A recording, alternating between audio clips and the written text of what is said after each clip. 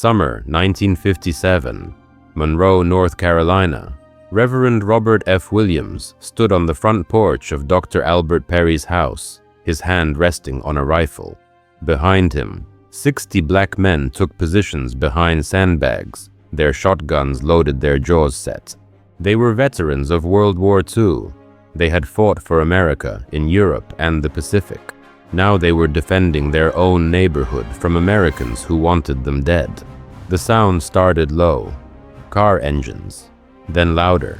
Headlights cut through the darkness like knives. 60 vehicles filled with Ku Klux Klan members rolled slowly down the street, expecting what they always got: fear, surrender, an easy night of terror. They had done this 100 times before. Burn a crossfire, some shots, watch black folks scramble like rats, maybe grab somebody and string them up if they felt like it. The police never stopped them. The courts never touched them. This was just how things worked in Monroe. But tonight was different. Tonight, Robert F. Williams and his men were not running. They had fortified the house like a military position. They had fields of fire. They had ammunition. They had made a decision that would change the course of history, even though history would try its best to forget. The Klan opened fire first. Bullets tore into the walls. Glass shattered. Women and adults huddled in back rooms praying. And then Robert F. Williams gave the order. His men returned fire. Not wild shooting, disciplined volleys, aimed shots. The kind of shooting you learn in the United States Marine Corps. The Klan had expected victims. They found soldiers. Within minutes, the Klan was retreating. Tires squealed. Men cursed and ducked. For the first time in Monroe's history, the Klan turned their cars around and ran. One of Williams' men looked at him and said, "This is the first time in my life I felt like a man. What happened next?" The story disappeared, erased from textbooks, buried in FBI files, deleted from the history you were taught about the civil rights movement. They told you about marches and speeches and turning the other cheek. They never told you about the preachers who said, "Not tonight, not my people, not anymore." You've been lied to your whole life. The men and women who raised you, who built the black church, who survived Jim Crow, they were not helpless. They were not passive. They did not just sing and pray while white mobs hunted them like animals. Some of them fought back. Some of them won. And the system made absolutely sure you would never know their names. This video is about 5 black preachers who armed up and beat back terror. Men of God who held the Bible in one hand and a shotgun in the other. Men who organized their congregations into armed defense units that protected entire communities from lynching, from bombing, from massacre. Men who saved lives. Men who changed history. Men whose stories were systematically erased because their truth was too dangerous. After this video, you will understand why the wealth gap exists. You will understand why black neighborhoods were destroyed. You will understand why the debate about guns and self-defense looks completely different when you know what your ancestors actually did. You will understand why they needed to erase these men from history, because if you knew the whole truth, you would demand justice. You would demand reparations. You would demand the return of everything that was stolen. By the end of this video, you will know the 5 black preachers who quietly built armed self-defense around their churches. You will know how the government, the Klan, and even some respectable Negro leaders tried to erase their stories.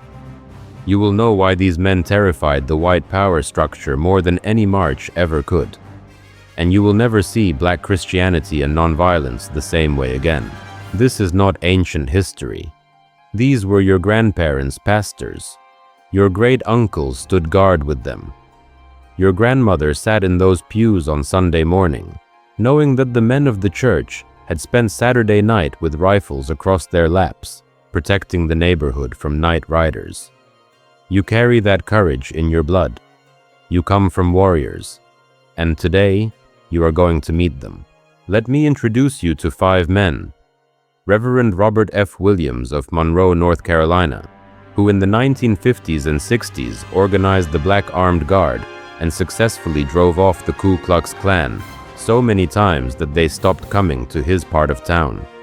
Reverend Vernon Johns of Montgomery, Alabama, the preacher who came before Dr. King at Dexter Avenue Baptist Church, a man who openly carried a gun and told his congregation that self-respect sometimes required a willingness to defend yourself. A pastor in Bogalusa, Louisiana, who worked with the Deacons for Defense and Justice in the 1960s, a group of church deacons who were also military veterans and who provided armed security for civil rights workers that local police refused to protect. Reverend Fred Shuttlesworth of Birmingham, Alabama, whose house was bombed on Christmas Day, 1956, and who survived only because men from his church stood armed guard and moved a bomb before it could kill his family. And finally, the story of preachers across the rural South in the 1920s through 1950s, men whose names we don't even know, who defended their small country churches with shotguns when white mobs came in the night. These 5 men, and hundreds like them, understood something that got deleted from your history books. They understood that loving your neighbor does not mean letting your neighbor be murdered. They understood that turning the other cheek does not mean offering your children to a lynch mob.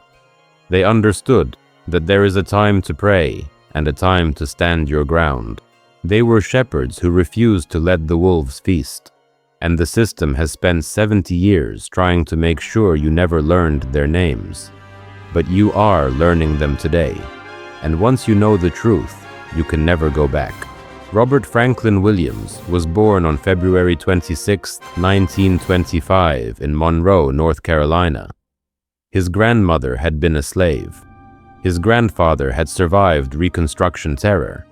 Robert grew up in the Newtown section of Monroe, the black part of town, where every family had stories about relatives who had been lynched or run off their land or disappeared in the night. He learned early that the law would not protect you. The police were often Klan members themselves. The courts were a joke. If you were black in Union County, North Carolina, you were on your own. Williams served in the United States Marines during World War II. He learned discipline. He learned how to shoot. He learned how to organize men under fire.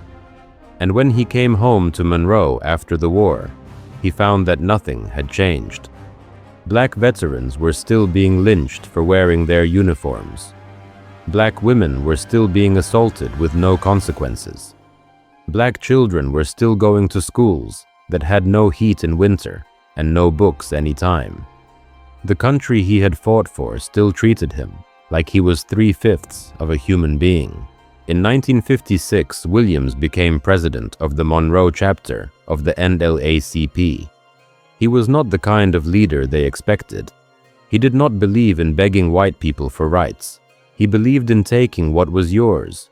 He married a woman named Mabel, who was just as fierce as he was. Together, they started organizing. Not just protests, not just petitions. They organized for survival. The breaking point came in 1957. A black woman had been raped by a white man in Monroe. The NAACP took the case to court. The white man admitted he did it. The all-white jury deliberated for 10 minutes and found him not guilty. 10 minutes. They did not even pretend to care. And when Williams and the NAACP members left the courthouse, a crowd of white men followed them laughing, threatening, promising that there would be consequences for even bringing the case. Williams went home that day and made a decision. He called a meeting of the black veterans in Monroe. He said, "We have been asking for justice through the courts, and we are not getting it. We have been marching, and they spit on us. We have been praying, and they bomb our churches. It is time to defend ourselves." The men agreed. They applied for a charter from the National Rifle Association. Back then, the NRA was still mostly a sportsman's club before it became a political lobbying machine. The NRA approved the charter. Williams and his men formed the Black Armed Guard, a 60-member unit of trained veterans who would protect the black community of Monroe from Klan violence. They did not hide what they were doing. Williams announced it publicly. "We will protect our families. We will protect our homes. We will protect our community. If you come to terrorize us, we will meet you with force." The white leadership in Monroe was outraged. They had spent generations teaching black people to be afraid, and now here was a preacher and NAACP president openly saying, "We are not afraid anymore." Summer 1957.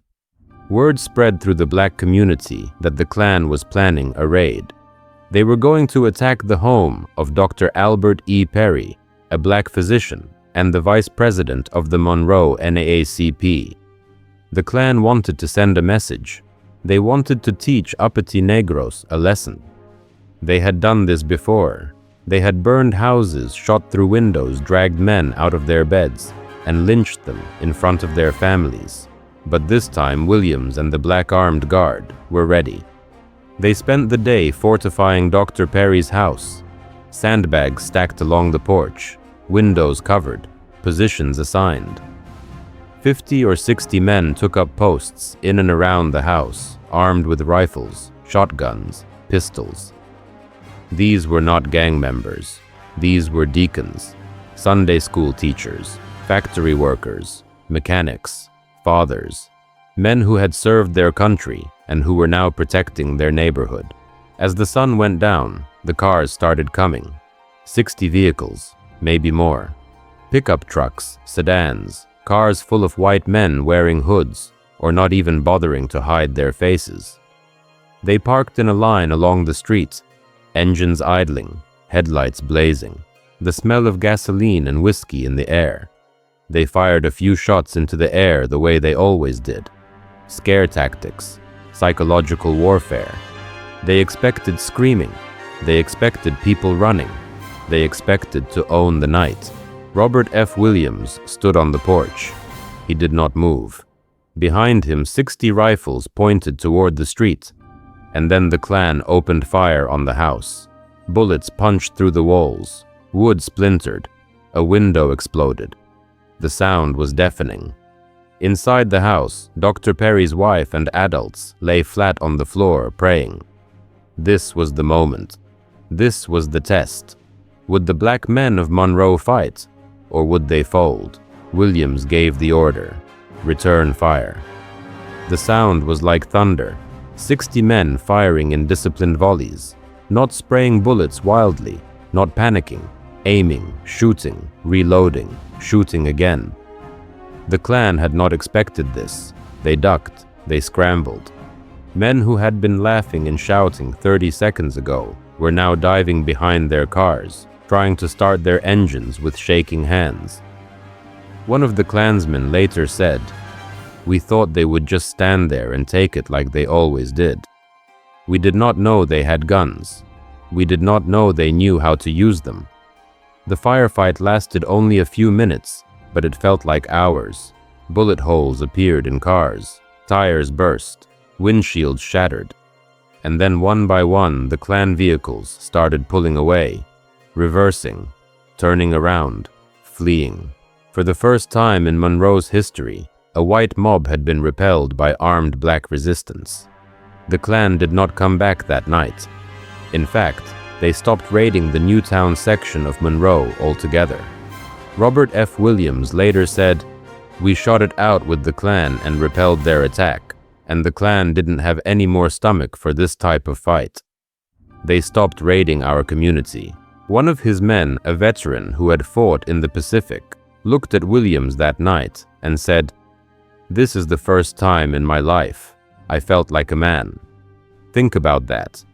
A man who had survived World War II, who had faced Japanese soldiers who had fought for his country, said that the first time he felt like a man was when he was finally able to defend his own home in America. That is what Jim Crow did.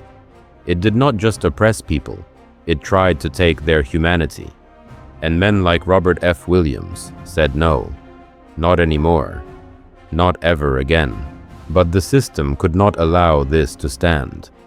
Monroe's white leadership was terrified.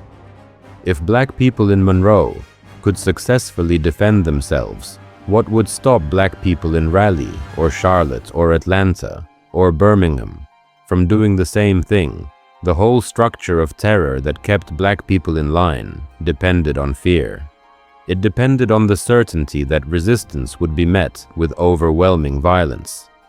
Williams had shattered that certainty. The FBI opened a file on Robert F. Williams in 1957. They labeled him a threat. They called him a militant. They claimed he was dangerous. The same government that had done absolutely nothing when the Klan was lynching black people suddenly became very interested in law and order the moment black people started defending themselves. In 1961, Freedom Riders came to Monroe to demonstrate the effectiveness of nonviolent resistance. Williams supported them, but he refused to disarm his community. That summer, after a white mob nearly killed some of the Freedom Riders, Williams helped rescue them and gave them shelter. In the chaos that followed, white authorities issued a warrant for his arrest, claiming he had kidnapped a white couple. The charge was false, but it did not matter. Williams knew that if he went to trial in North Carolina, he would be convicted and probably killed in jail. He fled, first to Cuba, then to China, then to Tanzania. He lived in exile for 8 years. While he was gone, he broadcast a radio show called Radio Free Dixie, which reached black communities across the South and told them the truth about self-defense and resistance. The FBI spent years trying to hunt him down.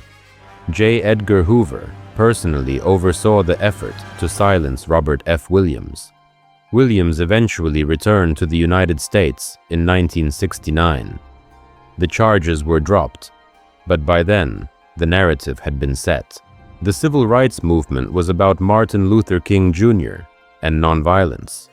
It was about marches and speeches and singing. The story of armed black self-defense was scrubbed from the history books. Williams' name disappeared from textbooks. When they taught kids about the civil rights movement in Monroe, they did not mention the night the Klan got run off by black veterans. They did not mention the man who proved that fighting back could work. Robert F. Williams died in 1996. He was 71 years old, and most Americans have no idea who he was. His story was too dangerous to tell. It did not fit the narrative that white America wanted. They wanted black people to be passive. They wanted to believe that progress came only from peaceful protest and white people's goodwill. The idea that black people could organize, arm themselves, and successfully defend their communities without asking for permission terrified them, so they erased it. But the truth does not stay buried forever. You are hearing it now, and you need to ask yourself, what else have they not told you? What other stories did they erase? What other heroes did they bury? Pause and reflect. A black pastor, an NAACP president, teaching his flock to shoot back, organizing military-style defense, winning. Why did they never mention his name in your civics class? Why is he not in the history books next to Rosa Parks and Martin Luther King Jr.? You know the answer. Because his story proves that the system was never going to give you freedom. You were going to have to take it and defend it. Before Robert F. Williams, there was another preacher who understood the same truth. His name was Vernon Johns, and if you have never heard of him, that is by design. Vernon Napoleon Johns was born on April 22, 1892 in Farmville, Virginia. He came from a family of farmers people who owned their land, which was rare and precious for black folks in Virginia at the turn of the century. Johns was brilliant. He taught himself Latin and Greek. He read philosophy and theology. He went to seminary and became one of the most powerful preachers in the black church. People who heard him said he could make the walls shake. He did not whisper. He did not beg. He preached with fire. In 1947, Vernon Johns became the pastor of Dexter Avenue Baptist Church in Montgomery, Alabama.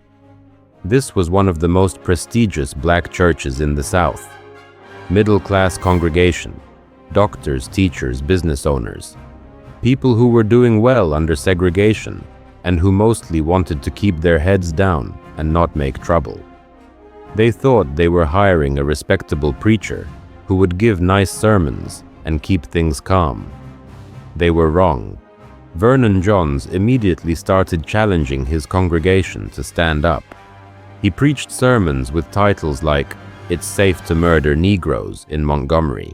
He told his members that if they were not willing to fight for justice, they were complicit in their own oppression. He did not just talk about heaven. He talked about economics, about land ownership, about self-defense.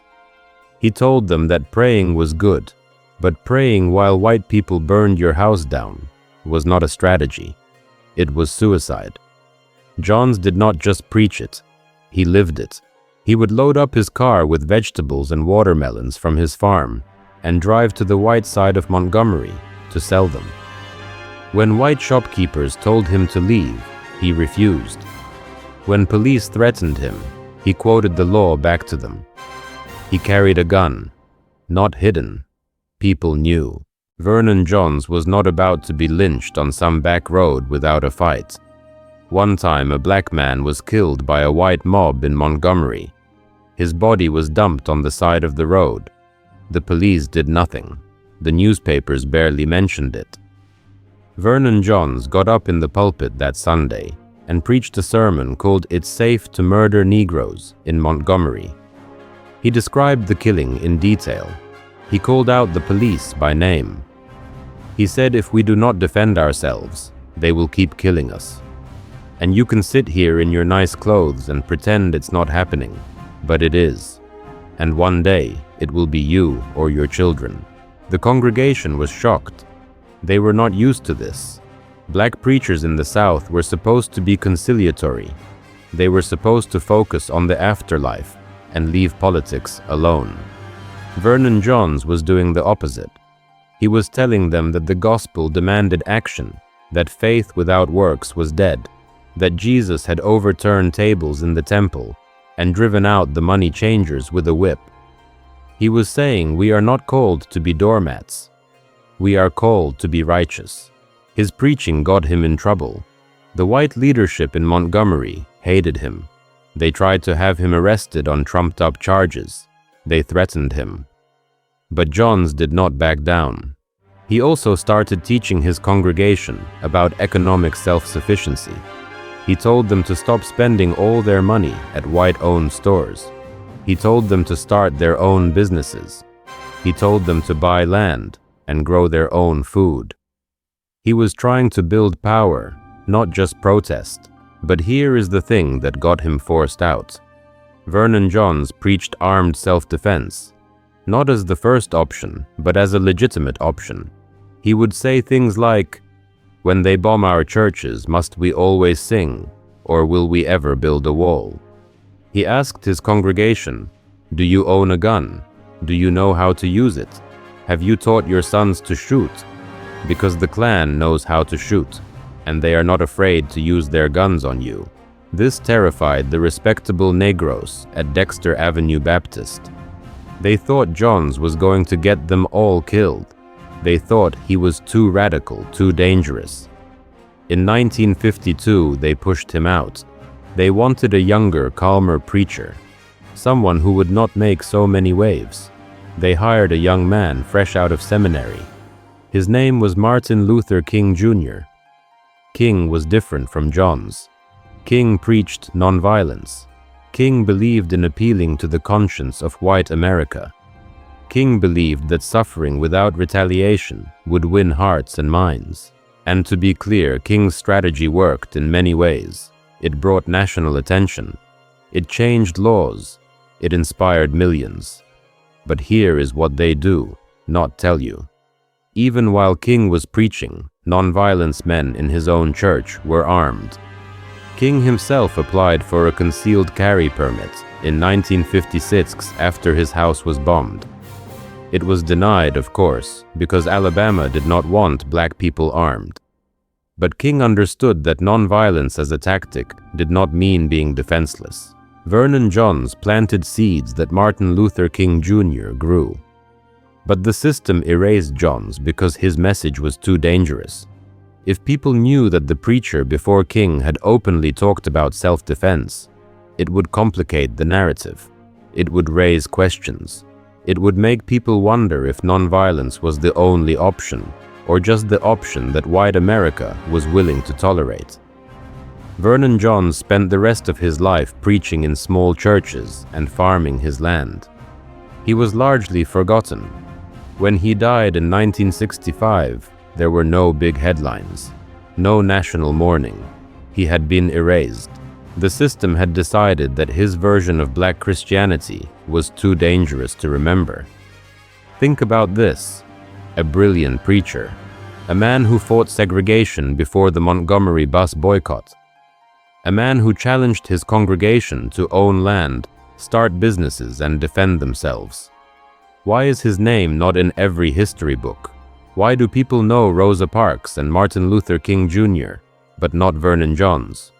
Because Vernon Johns believed in power, not just protest. He believed in self-sufficiency, not just integration. He believed in self-defense, not just suffering. And that kind of black man terrifies the system. Because that kind of black man cannot be controlled. That kind of black man does not need permission. That kind of black man builds and protects. And when black people build and protect, the system has always responded the same way. They destroy it.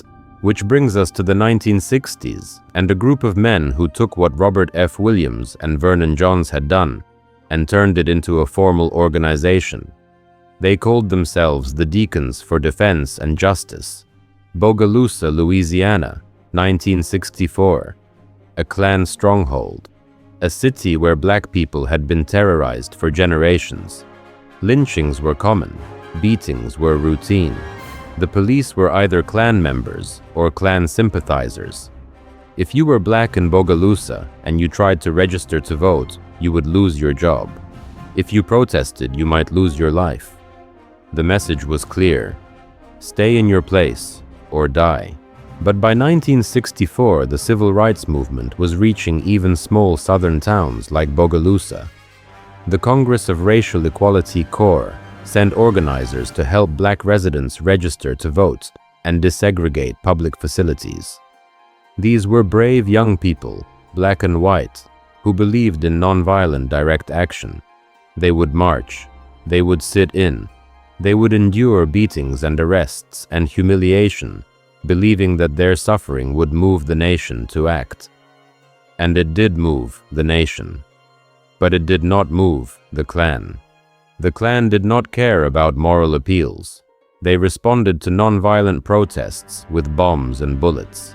Corps workers were being attacked constantly. Some were killed. The local police did nothing. In fact, they often participated.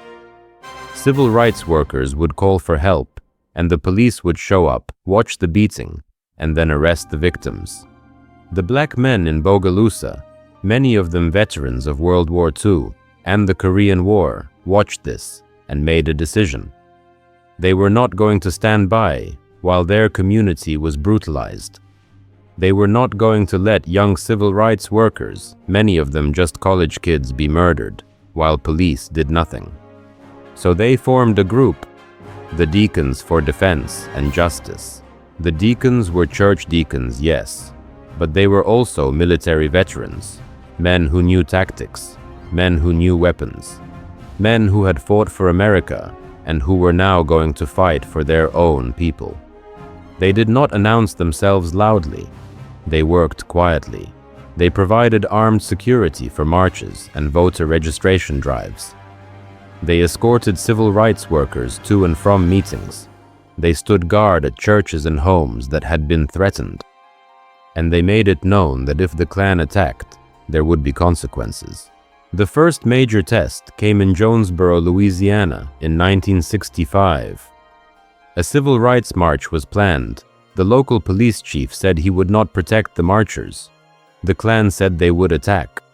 Core organizers were terrified, but determined to go ahead. The deacons quietly mobilized. On the day of the march, as protesters walked through town, 4 cars pulled up. Out stepped men in suits carrying shotguns. The deacons. They loaded their weapons in full view of the police. The police ordered them to leave. The deacons refused. The fire chief brought a fire truck, planning to turn hoses on the marchers, a common tactic. The deacons walked up to the fire truck, shotguns visible, and told the fire chief, "If you turn that hose on, we will open fire." The fire chief backed down. The police backed down. The march continued without violence. This was the first time in the 20th century that an armed black organization had successfully used weapons to defend a lawful protest against an attack by law enforcement. Read that again. The first time in the 20th century. It should have been front-page news. It should have been celebrated. Instead, it was buried.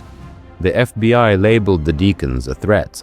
Mainstream civil rights leaders distanced themselves, and the history books pretended it never happened. The deacons did not just operate in Jonesboro. They spread to Bogalusa, Louisiana, where things were even more dangerous. Bogalusa was a company town dominated by the Crown Zellerbach paper mill. White workers there made it absolutely clear that black people were expected to stay in their place. When black residents started protesting for basic rights in 1965, the violence escalated fast. Night riders cruised through black neighborhoods, firing guns into houses. Churches that hosted civil rights meetings got threats and drive-by shootings. Young activists arriving from outside the town were followed, harassed, beaten. The local police did nothing. In fact, in some cases, they rode alongside the night riders.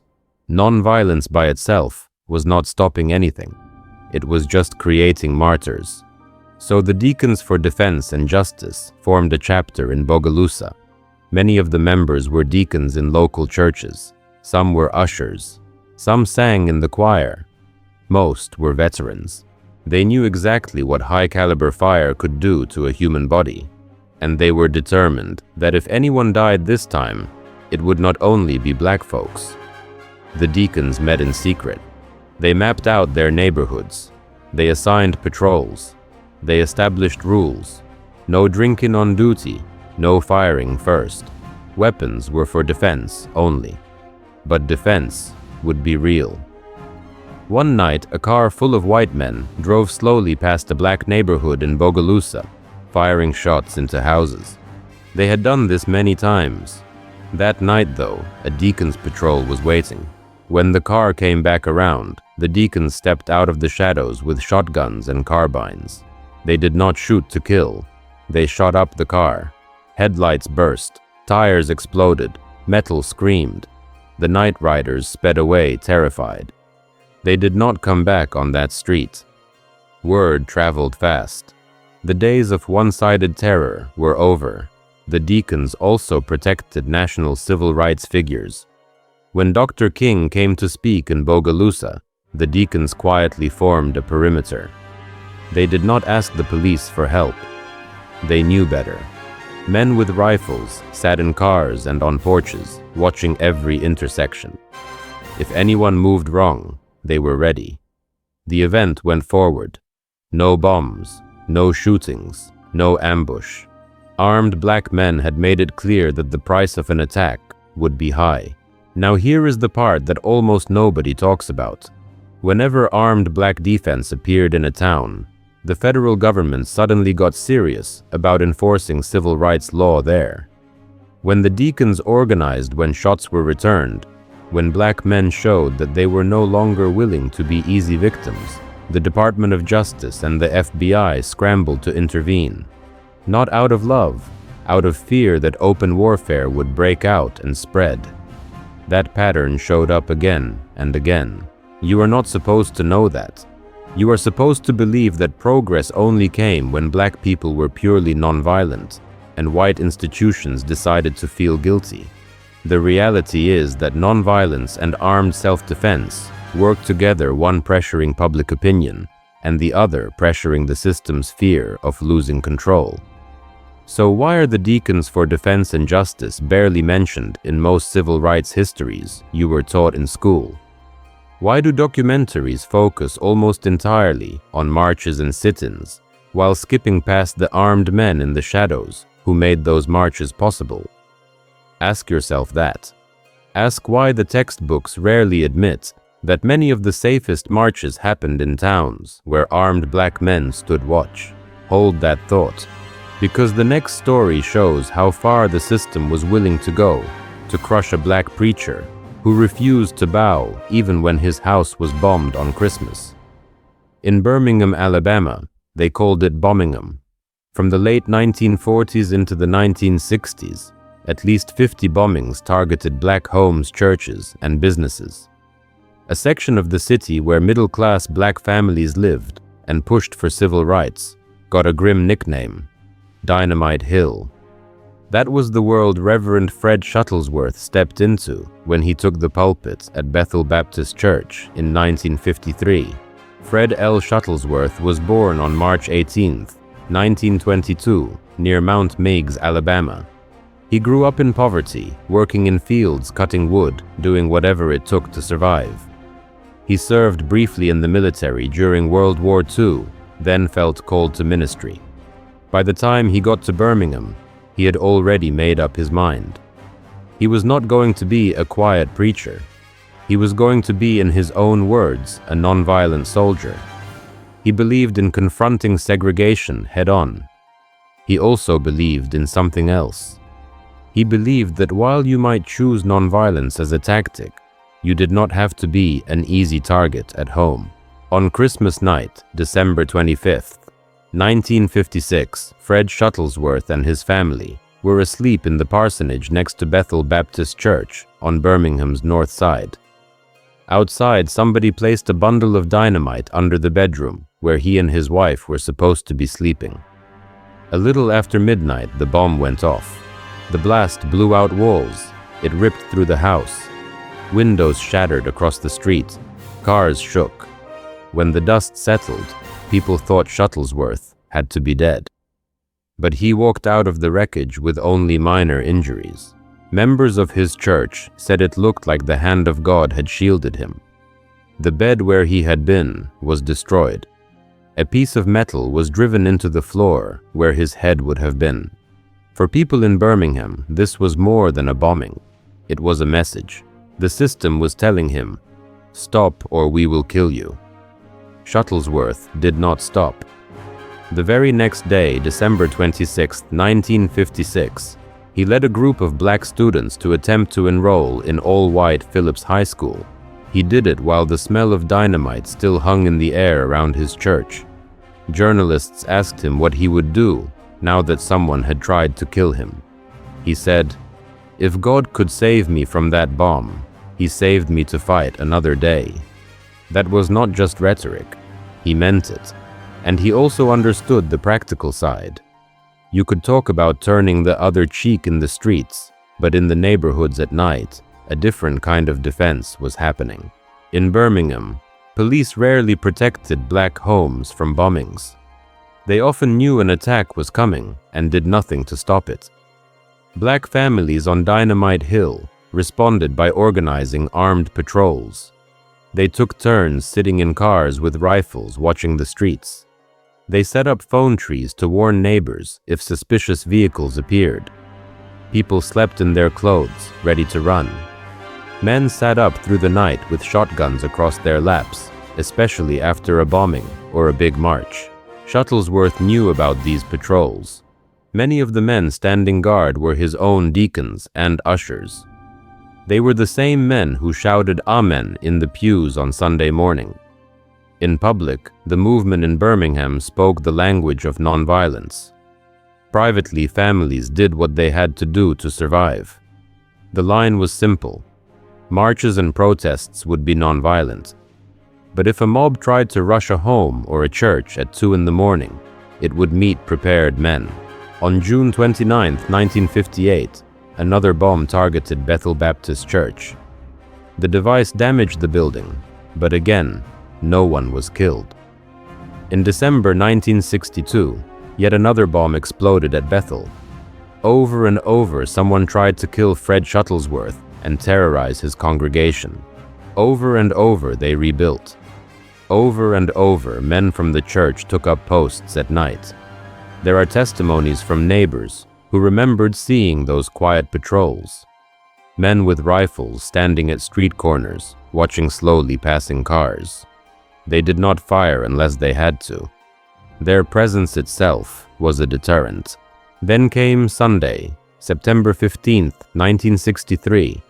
16th Street Baptist Church, another black church in Birmingham that served as a movement hub, was bombed by Ku Klux Klan members around 10:22 in the morning. The blast killed 4 girls. Addie Mae Collins, age 14, Cynthia Wesley, age 14, Carol Robertson, age 14, Denise McNair, age 11. Over 20 other people were injured. That bombing is one of the most infamous terrorist attacks in American history.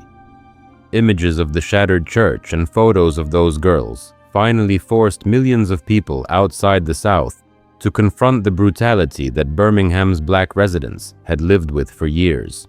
Here is what you probably were not told. In the months leading up to that bombing, black residents had begged for more protection around their churches. They knew these places were targets. Some of them had already started limited armed patrols. But local authorities resisted any serious protection. Federal authorities dragged their feet. Once again, black communities were left to rely on their own men, their own watchfulness, their own weapons tucked behind doors and under seats. The state that was so quick to crack down on black self-defense had no problem dragging its feet when the danger came from white terrorists. Fred Shuttlesworth went to the wreckage of 16th Street Baptist Church that day and helped carry bodies out. He had been nearly killed in a parsonage bombing 7 years earlier. He had watched his own church get hit twice more. Now he was helping pull the bodies of children from a bombed sanctuary. It would have been easy to break, to give up, to say they are too powerful. But he did not. He kept organizing. He kept preaching. He kept encouraging people to stay strong.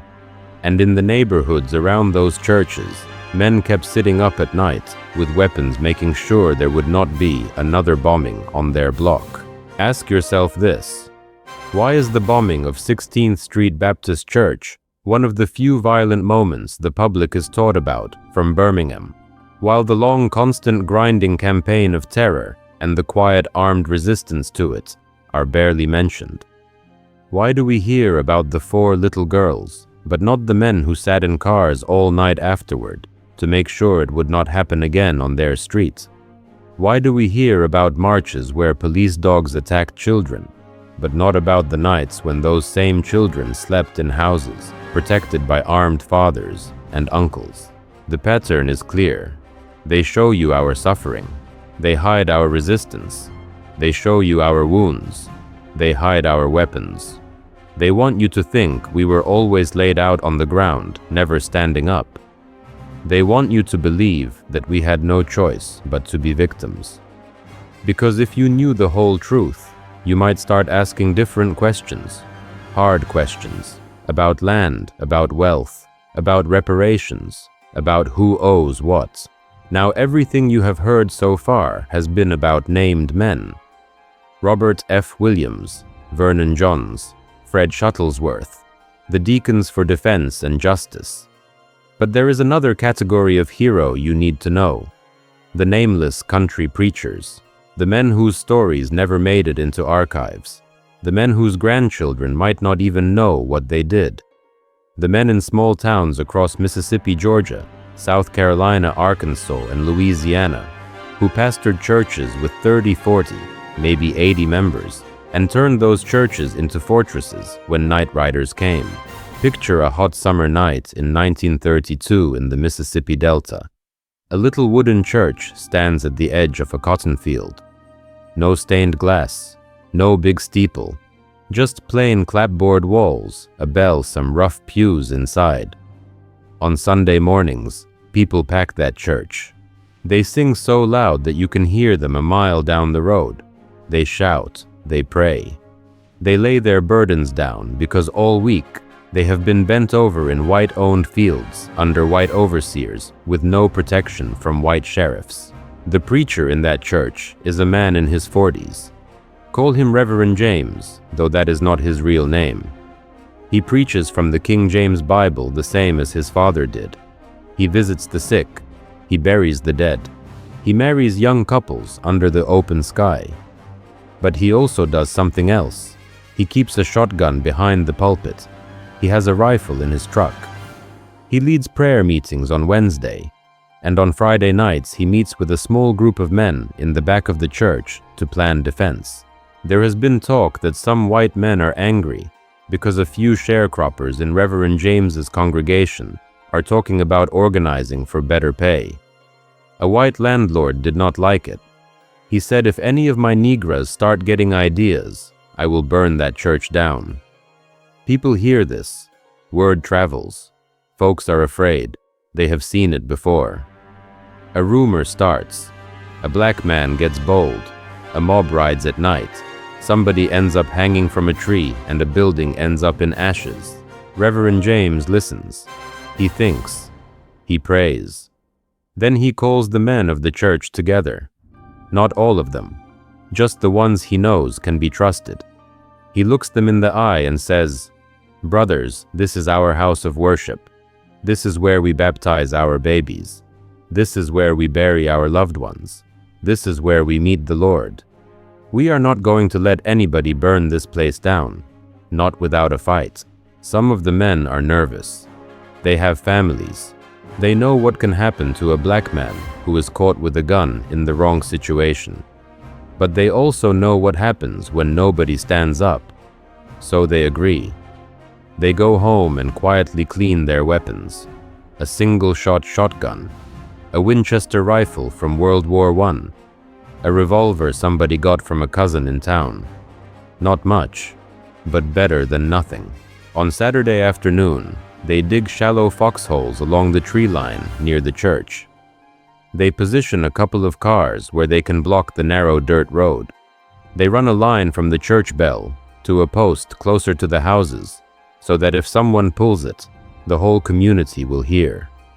Then they wait. Around midnight, they hear it. The low rumble of engines, the flicker of headlights, maybe a handful of trucks, maybe 15 men, laughing, drinking, coming for some Saturday night fun. They are not expecting any trouble. They have never had trouble before. Black folks run when they show up.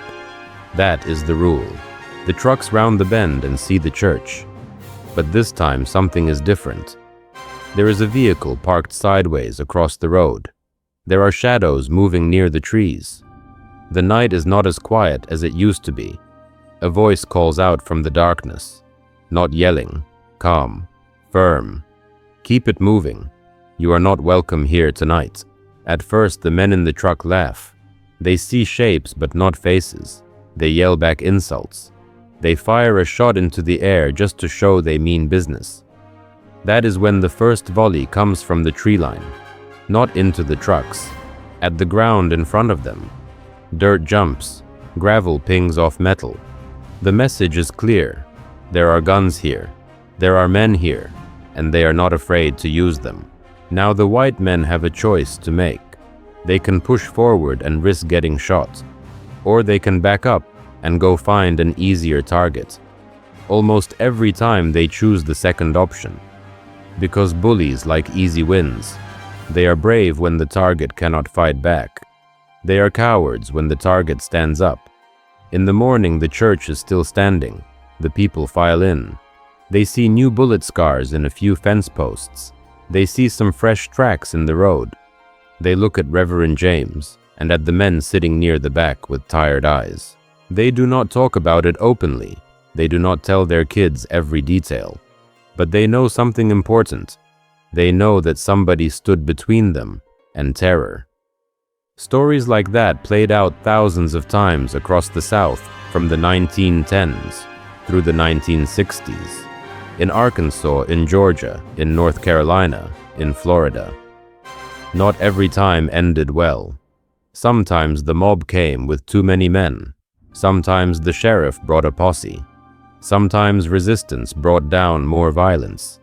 But there are countless small towns where the only reason a church still stands is that some country preacher and his deacons decided to arm up and hold the line. You probably have men like that in your own family tree. A great-grandfather who kept a shotgun by the door. An uncle who always walked the kids home from church at night with his hand in his coat. A grandmother who used to say, "We slept on the floor during those years, away from the windows." They may not have told you everything. They were tired. They wanted you to have peace, not nightmares. But the truth is this: you are here because they stood. You are here because they fought. You are here because they refused to let terror have the last word. If this truth is already hitting you, if you are feeling old memories stirring, if you are seeing your grandparents in a new light, pause for a second. If this truth hit you, comment the word truth right now. Let the world know you are awake. Hit that like button if you are done with the sanitized lies they fed you in school. Share this with someone who grew up in the church and needs to know that our people did more than pray. This is not about starting trouble. This is about restoring the record. This is about honoring the men and women who protected us when nobody else would. Now you have met the preachers and deacons who armed up and beat back terror. Monroe, Montgomery, Birmingham, Bogalusa, the back roads of the Delta and the Carolinas, 5 stories and thousands more behind them. But here is the question we have to face now. Was all of this just random? Was it just a bunch of isolated incidents and individual acts of courage and cruelty? Or is there a pattern? A pattern of building and burning. A pattern of erasing and denying. A pattern that connects those bombed churches and fortified parsonages to the wealth gap, the prison system, and the fights over reparations today. Because the real shock comes when you step back from these individual stories and see the pattern that was operating all along. Wilmington, North Carolina, November 10th, 1898. A democratically elected local government that included black aldermen and a black newspaper editor was overthrown in a single day. Armed white supremacist militias marched down the streets, burned the black-owned Daily Record newspaper office, murdered black residents in the dozens, and forced city leaders at gunpoint to resign so a white supremacist clique could take over. Historians estimate that between 60 and 300 black people were killed, their bodies dumped in mass graves, or the river never counted, never mourned by the state. The men who carried out that coup were not punished. They were celebrated. Some of them went on to become governors and senators. The event was called a riot in newspapers, as if black people had started the violence. In reality, it was a carefully planned coup designed to crush black political power in Wilmington and send a message across the South. Build power, and we will destroy it. Vote, and we will kill you. Organize, and we will erase you from the official story. Just over 20 years later, another thriving black community faced the same pattern. In Elaine, Arkansas, in late September and early October 1919, black sharecroppers met at a church near Hoop Spur to organize for fair payment for their cotton. Many of them were World War I veterans. They gathered inside the church with a few weapons, knowing that white planters hated any hint of black organization. A white deputy sheriff and a railroad agent showed up near the church. Shots were fired. To this day, nobody can say with certainty who shot first, but the response was catastrophic. White posses and federal troops poured into the area. Over the next several days, between 100 and 200 black men, women and children were massacred, hunted through the fields, and woods shot on sight, while only 5 white men were reported killed. Later, the official story flipped reality. Courts called it a Negro uprising. Newspapers echoed that phrase. Dozens of black men were arrested, tortured into signing confessions, and sentenced to death for allegedly plotting insurrection. It took years of legal battles to overturn some of those sentences. Meanwhile, white planters tightened their grip on the land. The message was the same as in Wilmington. Try to organize. Try to defend yourselves. Try to demand fair pay. We will label you violent, crush you with overwhelming force, and then write the story so that you look like the aggressor. Now come with me to Tulsa, Oklahoma, May 31st, 1921. The Greenwood District, often called Black Wall Street, was one of the most prosperous black communities in America.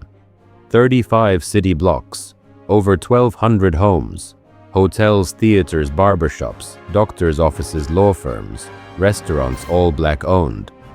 In 1921, property losses were estimated in the millions.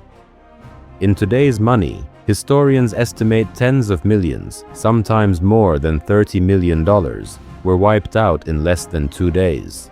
The spark was a familiar lie. A young black man, Dick Rowland, was accused of assaulting a white elevator operator named Sarah Page. Evidence suggested it was either an accident or nothing at all, but white papers screamed about the alleged attack. A white mob gathered outside the courthouse where Rowland was being held, talking openly about lynching him. Black World War I veterans from Greenwood marched to the courthouse with rifles and shotguns, determined to prevent another lynching. They had seen men hanged for less. They had fought in France. They were not going to stand by while another black man died without a trial. A confrontation at the courthouse led to shots being fired. Again, the exact sequence of who shot first is still debated. What is not debated is what followed. White mobs, some deputized and armed by local authorities, invaded Greenwood. Airplanes dropped incendiaries from above. Fires consumed block after block. By June 1, 1921, 35 blocks lay in ruins, more than 1,200 homes burned, and up to 300 black residents had been killed, their bodies buried in unmarked graves or dumped in the river. 10,000 black people were left homeless. Black residents who tried to defend their homes were labeled rioters. White men who looted, burned, and killed were rarely prosecuted. Insurance companies refused to pay claims, citing riot clauses. City leaders later changed zoning laws and fire codes to make it harder for Greenwood to be rebuilt as a black business district.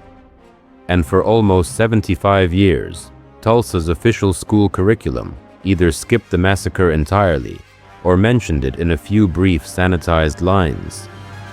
3 generations of children grew up in Oklahoma with no idea that their city had hosted one of the worst racial massacres in American history.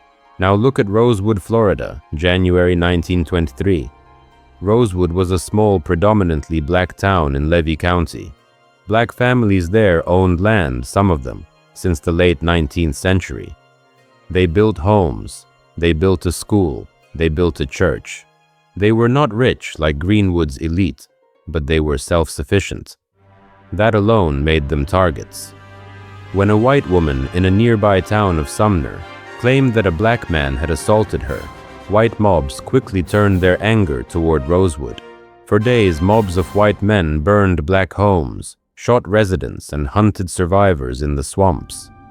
Contemporary reports said a handful of people died. Modern investigations suggest at least 6 to 27 black residents were killed, and the entire black town was wiped off the map. Survivors fled and never returned. Their land was taken over without compensation. Rosewood disappeared so completely that for decades many Floridians had never even heard the name.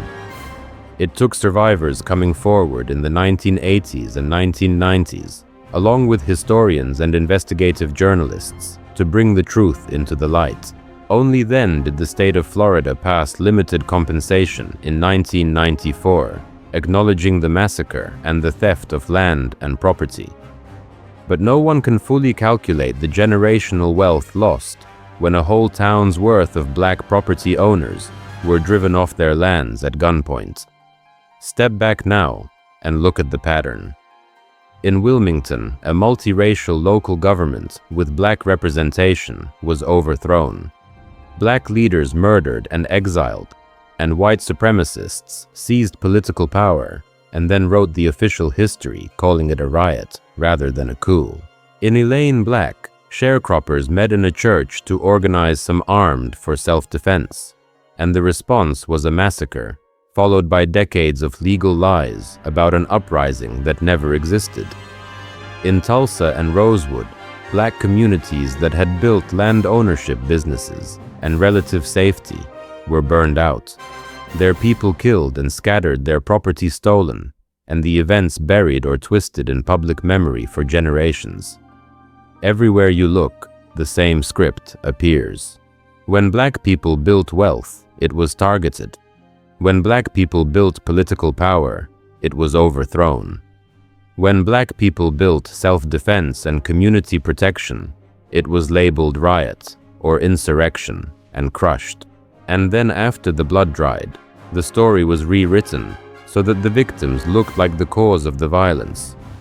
Does that sound like random chaos to you, or does it look like policy? Now we have to talk about how they buried all of this, because bullets and bombs were only the first line of attack. The second line was quieter, more patient. Paper, laws, textbooks, headlines. Start with physical destruction. Think about those burning churches and houses you heard about earlier. Bethel Baptist Church in Birmingham, bombed multiple times between 1956 and 1962. 16th Street Baptist Church bombed in 1963, killing 4 little girls and injuring many more after years of threats and smaller attacks on black churches and homes in that city. Think about Greenwood in Tulsa. 35 blocks burned to ash, more than 1,200 houses destroyed, black. Business records, deeds, and personal papers turned to smoke. Think about Rosewood, where not only homes, but also the church and school were burned, erasing the physical anchors of community memory. When you burn records, you do more than destroy property. You make it harder for survivors to prove ownership, to file insurance claims, to sue to pass land down to their children. In Tulsa, many insurance companies refused to pay claims, citing riot clauses, and city leaders then used building codes and zoning restrictions to block black residents from rebuilding their neighborhood in the same way it had existed before. Physical destruction was not just about terror in the moment, it was about cutting off the future. Then came legal suppression. After the Civil War, so-called black codes in states like Mississippi and others tried to limit black people's access to weapons and economic independence, even as white paramilitary groups like the Ku Klux Klan moved freely with arms. Later, during the Civil Rights era, the federal government built out programs like COINTELPRO, run by the FBI under J. Edgar Hoover, to target any black organization that combined demands for racial justice with structural self-defense or economic independence. Armed groups like the Deacons for Defense drew intense surveillance and pressure, not because they were attacking people, but because they showed that black communities could protect themselves when local law enforcement refused. Legal moves also showed up in zoning fire codes and redevelopment plans. In Tulsa, new fire regulations and zoning after 1921 made it nearly impossible for many black property owners to rebuild multi-story brick buildings in Greenwood, forcing them into cheaper, weaker construction and pushing some completely out of the area. In cities across the country, mid-20th century, urban renewal and highway projects cut through black neighborhoods, including ones anchored by historic churches, using eminent domain and planning jargon to finish what bombs and mobs had started. Educational erasure sealed the deal. For most of the 20th century, official school textbooks either ignored or badly distorted events like the Wilmington coup, the Elaine massacre, the Tulsa Race Massacre, and the destruction of Rosewood. In North Carolina, Wilmington was long described as a race riot, with little attention to the organized coup and the systematic killing of black residents. In Oklahoma, generations of students learned nothing about Greenwood's destruction in 1921, even while living just miles from the mass graves and building foundations left behind. In Florida, Rosewood was almost completely absent from public education until survivors pushed for a state investigation in the early 1990s. Even in the church world, curriculum often flattened the story. Sunday school lessons focused on patient suffering, personal salvation, and private morality. Rarely did they talk about Nehemiah's builders carrying swords while they rebuilt Jerusalem's walls, or about the black deacons in the 20th century standing guard outside churches in Louisiana with rifles while children sang inside. The armed side of black Christian resistance was treated as an embarrassment, not a testimony. Media manipulation wrapped all these layers together. Newspapers in 1898 called the coup in Wilmington a necessary restoration of order after alleged black misrule, hiding the role that white business and political elites played in planning the violence. During the Red Summer of 1919, when dozens of cities saw anti-black riots headlines frequently framed black self-defense as the cause of unrest rather than the response to lynch mobs and police brutality. In Tulsa in 1921, white papers ran inflammatory language before the massacre and then downplayed the scale of black casualties and property losses afterward. In the 1960s, national outlets often portrayed groups like the Deacons for Defense, or later the Black Panther Party, as aggressive extremists, while giving far less coverage to the bombings, death threats, and police violence that pushed many black communities toward organized self-defense in the first place. When a black pastor preached nonviolence, he was quoted and celebrated. When a black pastor quietly supported armed defense around his church at night, that part of his story disappeared.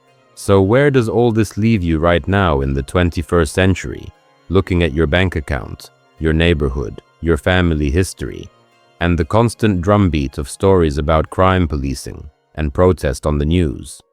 Look at the wealth numbers. In recent years, median white household wealth in the United States has been around $180,000, while median black household wealth has hovered around $24,000 or less, depending on the study and the year. That is not a small gap. That is a canyon.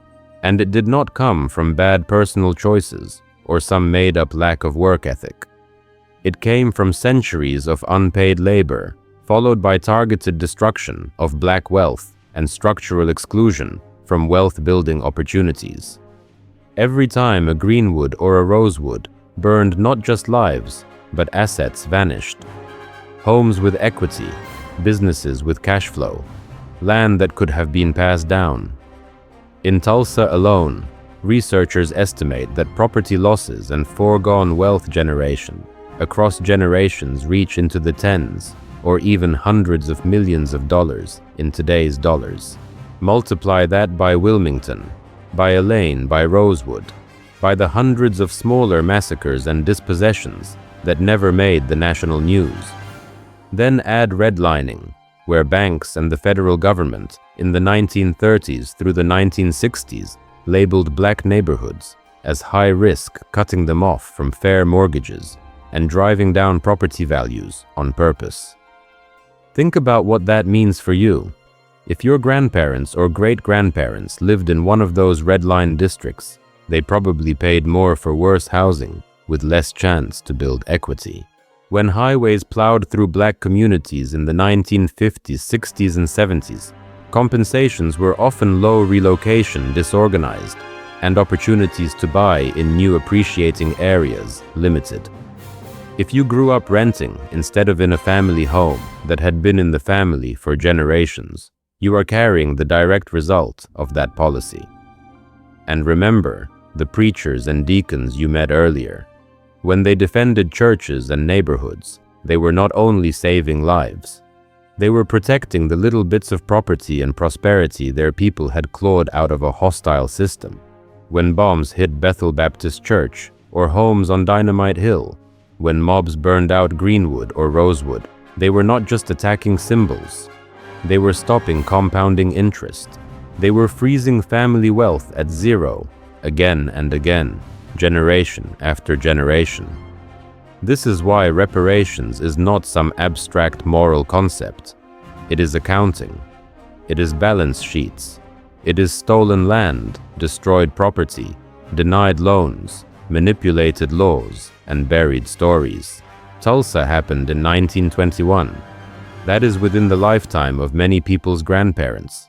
Redlining policies continued until the late 1960s on paper, and even longer in practice. Urban renewal and discriminatory lending shaped neighborhoods well into the 1980s and 1990s. The theft is not ancient, it is present tense. When people say slavery was a long time ago, what does that even mean? In light of Greenwood, Rosewood, Elaine, Wilmington, and the bombings of the 1950s and 60s, when your grandparents' church was bombed in 1956, when your parents were redlined in 1965, when your older cousins got swept into mass incarceration in the 1980s and 90s, that is not ancient. That is your direct line. And when elite voices try to turn the conversation away from reparations, they are asking you to forget not only unpaid labor, but unpaid insurance, claims unpaid land value, unpaid wages after violent displacement, unpaid costs of trauma, unpaid compounded interest on everything that was stolen. You are not begging for a handout. You are presenting a bill that includes the lives of those armed preachers and deacons who stood between their people and chaos. A bill that includes the burned deeds, the destroyed stores, the bombed parsonages, and the mass graves still being uncovered today in places like Tulsa. If all of this is starting to connect for you, good. Let it settle. Let yourself feel the anger, but do not stop there. Because the same pattern that tried to erase your ancestors is counting on you to be too tired, too discouraged, too overwhelmed to act. That is the last piece of the strategy: exhaustion. But that is not where this story ends. Not for you, not for your family, not for the Black church. You have seen the darkness, you have seen the theft. Now you need to see who you really come from. And once you see that, you will never answer to the name victim again.